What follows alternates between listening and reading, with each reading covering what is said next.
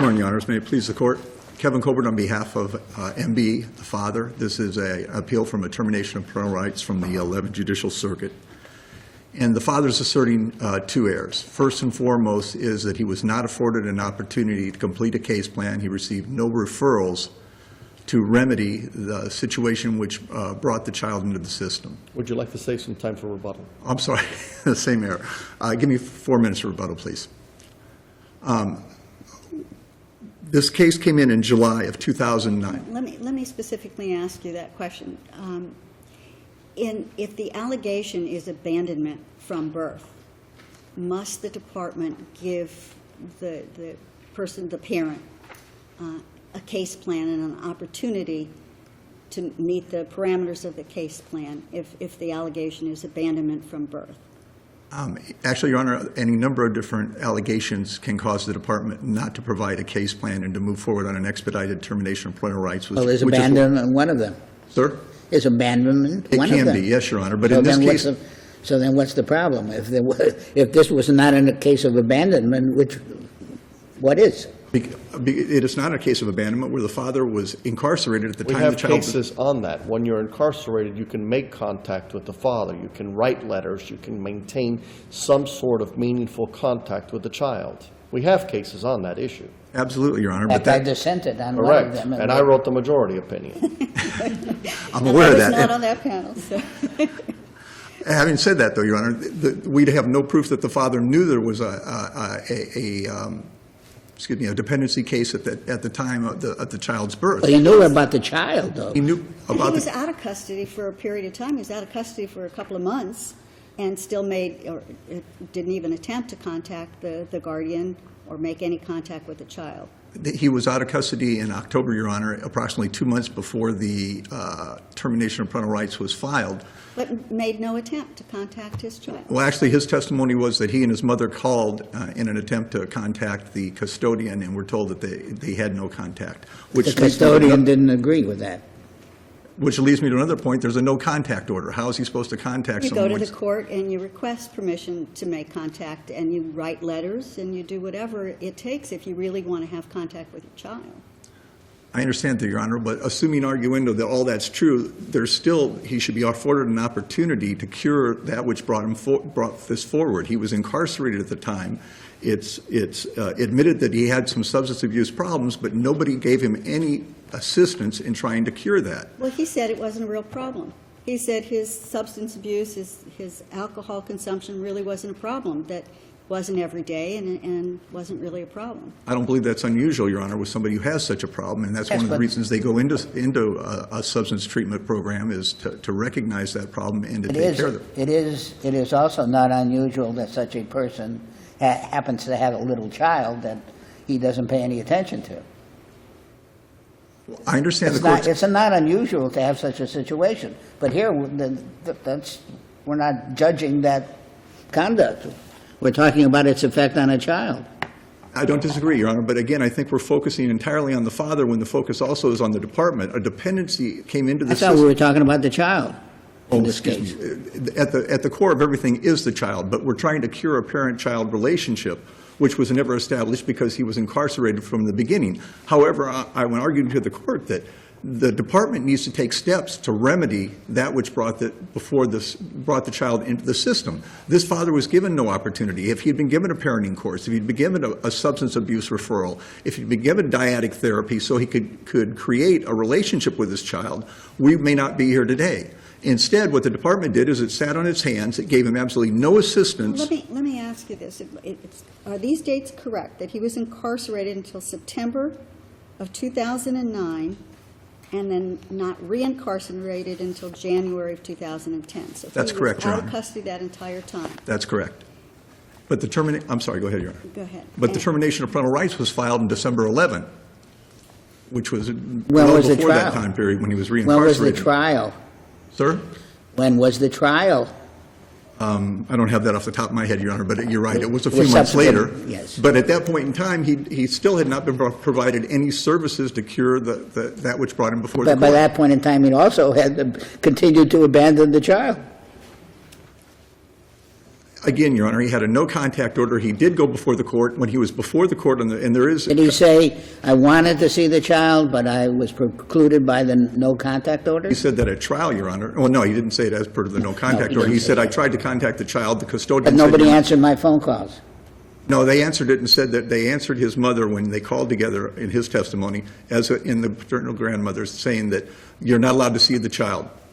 But that you can go to the court and ask for permission to see the child. Well, he went to the court. I can't speak to whether or But I not mean, didn't he the guardian petitioned the court to even do say so or that- not. Or didn't someone actually tell him that, I have no objection with you seeing the child, but you got to go to the court and get permission? Correct, Your Honor. And he never did that, or attempted to do that.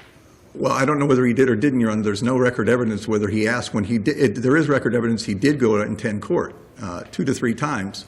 Whether or not he was denied that ability while he was in court, I don't know, but he was never provided any He never asked the court, may I see my child supervised or whatever? Well, there's no written evidence of that. There's no written record of that, Your Honor. We don't know what occurred in the court hearing. I can't address that. However, but the same token, there were no referrals to dyadic therapy or any kind of visitation. The court made no effort, rather, let me rephrase, the He never department saw made no the- effort to give We're him any talking visitation about- either. We're talking about a trial 7 months after the birth of the child. Correct, Your Honor. At that time, the father had never seen the child or had any contact with him. Is that correct? That's correct.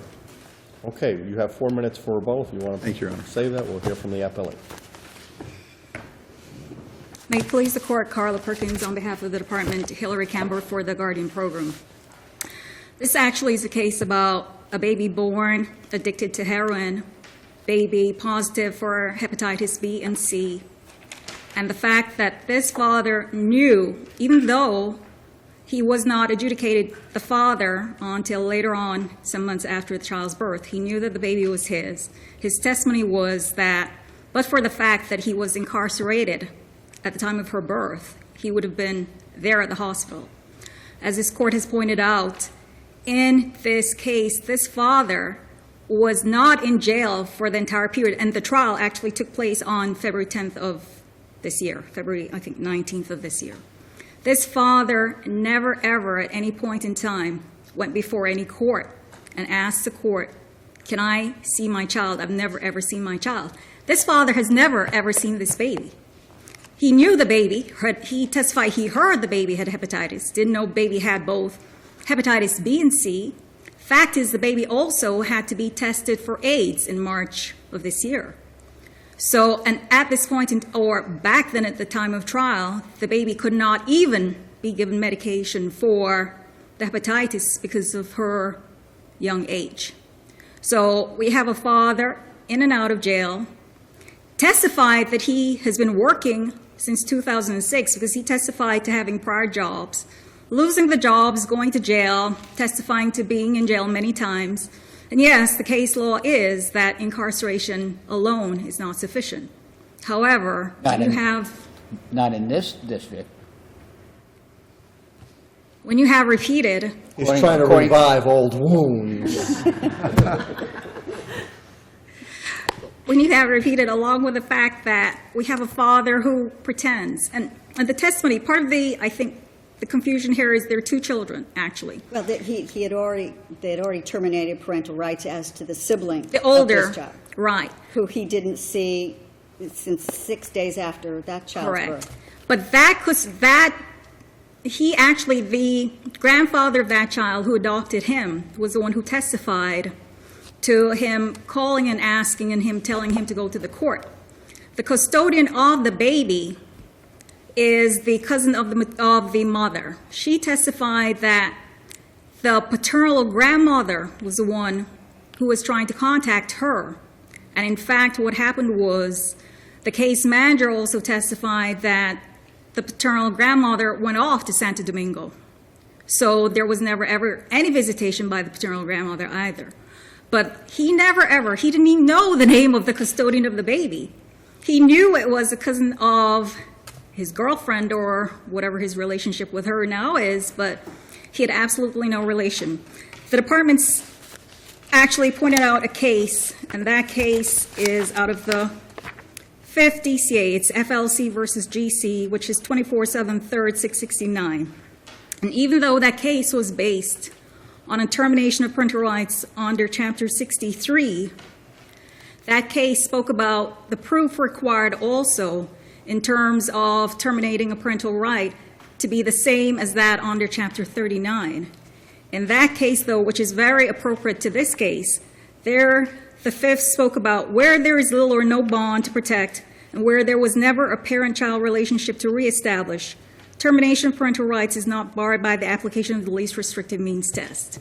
Not even the least restrictive means test here would bar the termination of this father's parental rights, because there was absolutely no parent-child bond at all to begin with. But should the department have offered the father some kind of a plan before moving to terminate parental rights, based upon a claim of abandonment? Absolutely not. In the cases, most of the cases where you really have the abandonment coming on later on is where the parent comes in, you give them a case plan, you tell them, but the fact is no case plan is required to tell this man to go and visit his child. No case plan is required for this man who testified he was earning $300 to $400 a week to help to pay to support his child. Well, the a case concept plan of a case can't do plan that. is to reunite the parent with the child or the individual with the child, and here there's no reunification because there was never any unification in the first place. Absolutely, absolutely, Right. Your Honor. Thank Right. you. Thank you. Department requests that you affirm. Thank you. Addressing your very point, Your Honor, then if that's the case, every time somebody is incarcerated when their child's born and there's no bond, the department has no That responsibility. would be true. You would be absolutely correct. The difference in this case and the one that I wrote is that here you're dealing with an infant child where it's difficult to maintain a relationship. And if we had the person incarcerated and no communication, you might be right. The difference we have here is that we have a 4-month period of time between September 2009 and January 2010 in which the existence of the child is known, and we have no attempt whatsoever by the father to make contact or support for the child. That's the meaningful distinction. I understand your You distinction. ever but hear I'm of a arg- distinction without a difference? I beg your pardon, Your Honor? No, okay. No, I wasn't making that point, but what I was going to say was that, however, again, if this father has faults, the way they're cured is to provide him with services. Somebody should have gone to him when he was incarcerated within the first 2 months, given him case plan tasks or referrals, so that if he's got a deficiency in his ability to parent because he's not doesn't visit, then maybe a parenting course would make him a better parent. If he has no relationship with the child, there's dyadic therapy, which is what they use for children who are under 2 years of age to establish a relationship between a child and a parent who doesn't have a relationship with that child. There are numerous services that could have been provided to assist this father. Whether he would have taken advantage of them, I cannot say. But the argument by the father And is he bears no responsibility to try and locate the child. So it all comes from the state. not all from the state, Your Honor, but they also have a burden statutorily. They have a burden under 396021 to create a case plan with tasks for that parent and to provide that parent with those services. They can't just throw up their hands and go, well, you know, he's incarcerated. We're really not going to look for him. We're really not going to make any effort. He needs to come to us. And therefore, we're going to require that the parental rights of this father be respected. What I'm arguing, Your Honor, is he Of should this have... father, we're talking about a father-child relationship. Correct. If the department doesn't do what it's supposed to do, there are political reasons to take it to task. This issue is whether under the statute, this father has forfeited his parental rights. Not anything else. Nobody else is to blame. He isn't to blame. Nobody in this society is to blame for anything. The fact is that he comes within the statutory provisions for abandonment, and that's the end of it. Isn't that true? No, it isn't.